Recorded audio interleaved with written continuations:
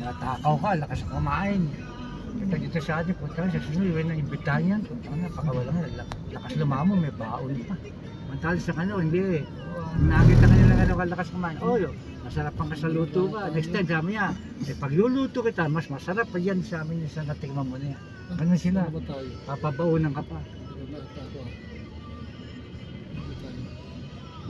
Ayos ka lang Sa anak mo. Okada na po tayo, mga ngasino na ba tayo? Dito tayo.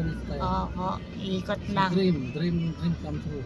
Yung anak mo, uwi na alas Sa 5 Dream eskwela. City. Alas 5 may alas. Ang tayo mga kabaligtaran nila.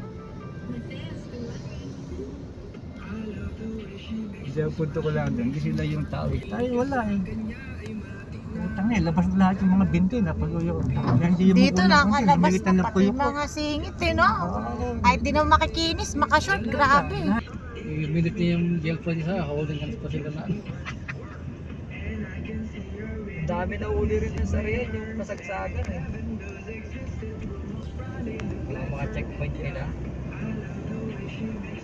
Pero yung maraming ko dyan, magtitente, dami na pag-uhuli rin. Bago umalis, dami naman nahuli siya. Party-party yung mga tigas ng bungo ng Pilipino.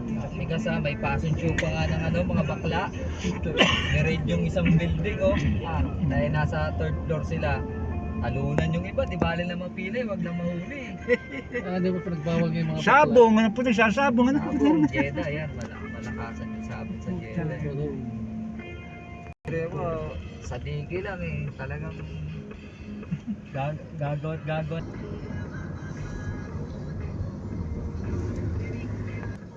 Pag nalasipan, tapang kasyonan niya pa sana ko iba, tsaka patang ganyan.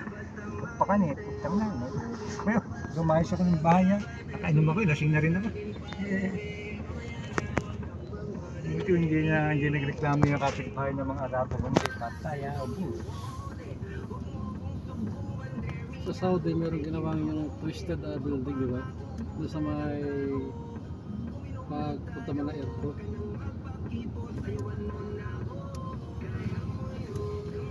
Magaganda na nga mga building dun eh, kaysa yung mga